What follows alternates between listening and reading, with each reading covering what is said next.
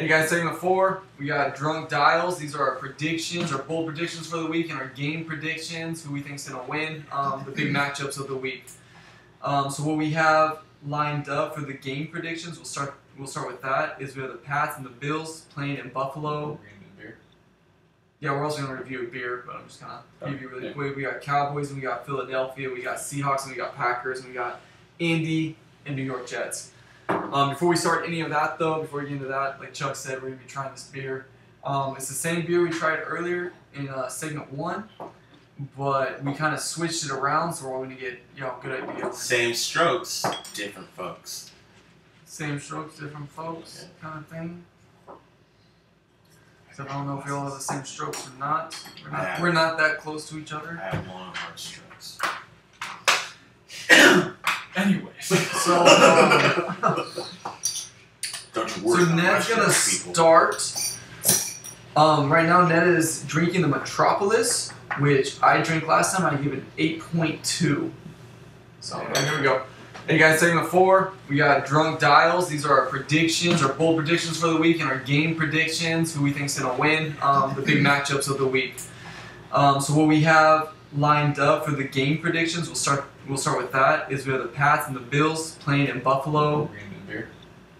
Yeah, we're also gonna review a beer, but I'm just gonna preview really quick. We got Cowboys and we got Philadelphia. We got Seahawks and we got Packers and we got Indy and New York Jets. Before we start any of that, though, before we get into that, like Chuck said, we're gonna be trying this beer. It's the same beer we tried earlier in segment 1. But we kind of switched it around, so we're all going to get, good idea. Same strokes, different folks. Same strokes, different folks, kind of thing. So I don't know if we all have the same strokes or not. We're not that close to each other. I have long, hard strokes. anyways, So don't you worry. So Ned's going to start. Right now, Ned is drinking the Metropolis, which I drank last time. I gave it an 8.2. So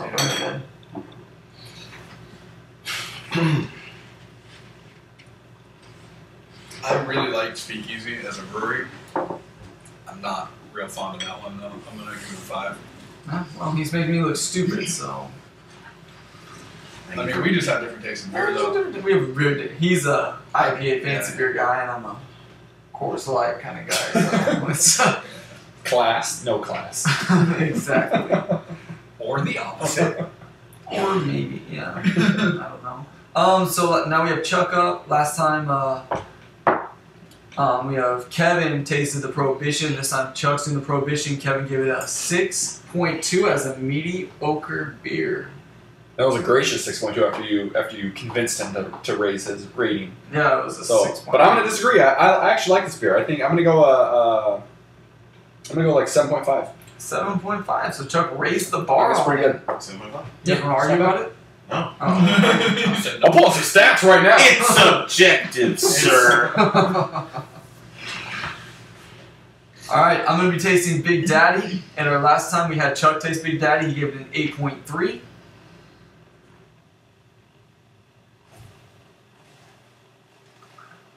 This is an IPA, and if you guys watched last week's episode, you know I don't like IPAs. I had Track 7s and it was really good. I don't know, I'm giving this one a 6.2. Just not feeling it. Then we're switching. And we're switching. And the switch has happened. Drink more than Can we me, get though. Ned's real review on this one? I trust a real IPA drinker on the IPA review. Now let's see what Ned wants to give one Big You were Daddy. 2 whole points below what I gave it. Shit, I drank the IPA too. Let me get up on that. Yeah, I love Big Daddy IPA. Yeah. I really do. What'd you give it? I'd give it an 8.5. 8.5. And Mr. Kevin's giving it a...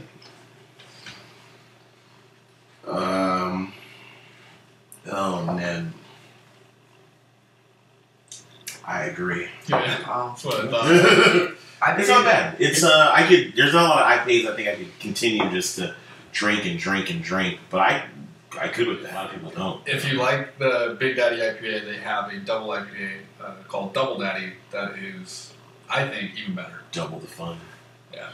Once again, Track 7, guys, has a really good double IPA as well. And if you want to read our blog, Track 7's interview with us is going to be up by the end of next week. So check that out. Very cool. Kevin, last time Ned tried the Tallulah, he gave it a 7.5 rating. What do you think? I give it a 7. You give it a 7? Yeah. All right. Ned gives it, or what's your name again? Darius? Kevin? Something? That's whatever. He called me Snoop Dogg. No, Snoop Dogg. He has some name. He gave it a 7 though. It's good. It's good. That's his rating. It's good. It's not too heavy. It's pretty. Actually, I feel like it says it's an extra IPA. No. Extra pale ale. Yeah, it's an extra pale. I don't like necessarily taste the extra in it. Right. It feels pretty light to me, so I like it. Kind of a Goldilocks beer, right? All right, yeah. Alright guys, we're back. Picks for the week, guys. Picks for the week. Here we go. We got Buffalo and Patriots in Buffalo. What's wrong with Kevin? Obviously, there's no. This isn't close, guys. It's not close. This Not even isn't close. Not close. Tom Brady Top. wrecks lives. Wrecks them. Destroys them. Thomas Ronaldo Brady shall destroy yet again. That's make up middle names like that. It's Ronaldo. I looked it up on Wikipedia. It should be. Are you sure? It's I thought I made that up. Anyway, Ronaldo's going hard in them hoes. Rex Ryan prepared to do 2 things. Suck it, and the other thing, Get fired. You're gonna lose so bad. Yeah. that's all I've got. Yeah, I'm going to go with Thomas Brady and the Patriots. Going with Patriots over Buffalo in Buffalo. Tom Brady's an American hero. The Bills are going to win. They have a better defense, and they have a better run game. They're going to run it all over the Patriots. Bills They're going to win by 6 at least. Bills are the best defense in the NFL. They're the best defense in the NFL. Tom Brady's gonna show them. Shut your mouth. Bills are going to beat the Patriots on a pick 6 or a fumble recovery for a return catch. Try to forget about McFadden. But anyway, I'm going with the Cowboys. The Cowboys can win. I think Kevin makes a good point. I think after the Giants play the Falcons, they're 0-2. I think Redskins, after they play the Rams, are 0-2. And I think after the Eagles play the Cowboys, they're 0-2. Well, not about numbers. Sit on that division 2-0. I think Cowboys, I don't think they take it easily because no division game is easy, but I think it's going to be a Cowboy win by 3. Yeah, you mentioned a lot of injuries. A lot of guys are out and going. There's 3 pretty massive injuries. I would say. I'm going with the Eagles. Des Bryant being out, I don't think Williams is ready to step up to that number 1 slot. I do think Cole Beasley will have a good game, but I think the Eagles, their first half of last week, they looked very poor, to say the least. Their offense looked terrible. Their defense really didn't look good either. But in the second half, they really got to go in. Mark Sanchez. No. Sam Bradford looked really good in the second half last week, and I think they kind of got their momentum going. Like, they did end up losing that game, but I like them going forward in this game. And it's at Philly, so they got the home field advantage. I like Philly. Seahawks and the Seattle Seahawks and Green Bay Packers. I got the Packers, and I have this one close. This is going to be a close game. I think the Packers are going to win by a field goal, and it's going to be towards the end of the game. I think it's going to be close the whole way through. I don't think Eddie Lacy has a big game, but I think Aaron Rodgers steps it up in the second half, and he's going to throw well. I think he'll have a good game if you have him in fantasy. He's a definite must start this week. The Seahawks will look good. I think they'll look better than they did last week. Last week they gave a lot of points. They didn't look that great. I think their defense will step up and look better, but they're still going to have some problems on offense. So All of that. Packers. So, okay. me and Ned are Go ahead, Kevin. synced up today. I'm looking at your notes right now, and you can go ahead and read them. Good job, Kevin. Jeez, Kevin. Oh, How do you turn that off? let's reshoot the whole thing. Reshoot the whole thing. Start over. How do you not mute that when you're in here? I apologize for being very unprofessional. Shit. Packers. Why? To be honest with you, I don't see this one as being all that of a good game. I don't think it's going to be a good game. I think it's actually going to be the Packers dominating this game for the most part. I don't see the threat that the Seahawks pose against elite teams. The Legion of Boom is missing something.